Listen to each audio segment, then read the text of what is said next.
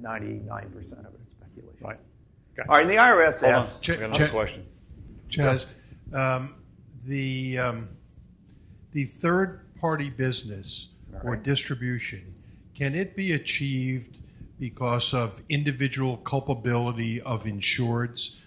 And my example is a medical group where doctors in certain states are responsible personally for claims regardless of whether they're insured or not. So if I insure a group of 12 or more doctors, is that risk distribution? Are you also insuring the group in addition to the individual physician? The group is also an additional named insured. Okay, so here's my... First of all, I think there's a case in Texas called Pro Alliance, which I think has that addresses this issue. My concern has always been that if you went to court and let's suppose you got a verdict against the group and then a verdict against some of the physicians, if all the physicians were bankrupt and so there was no ability for them to pay, if the group was going to be liable for 100% of it, and my concern's always been that there is no risk distribution because you've got one insured who's liable, notwithstanding the fact that others might also be liable.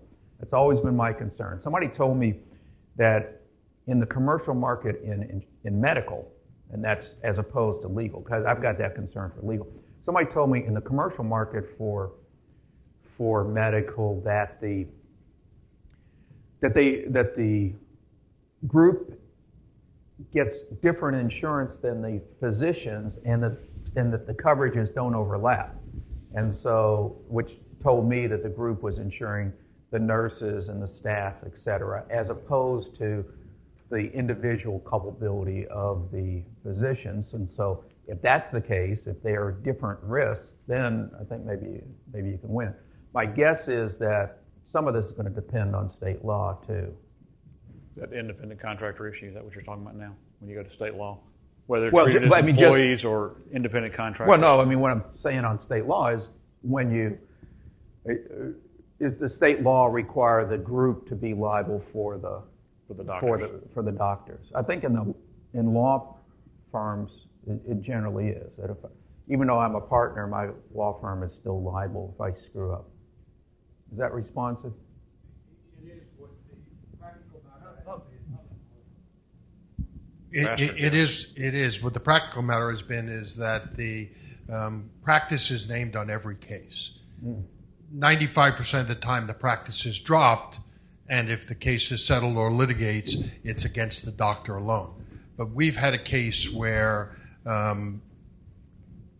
unfortunately, the wrong drug was given by a nurse practitioner in a chemotherapy case, and the doctor wrote the correct drug but delivered the wrong.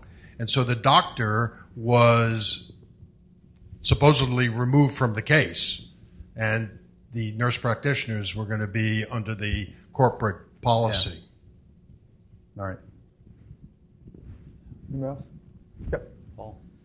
I don't mean this to be a leading question anyway, but like if you have a segregated cell company with a dozen different cells, how does the IRS determine? Do they look cell by cell? Do they look at things as a whole?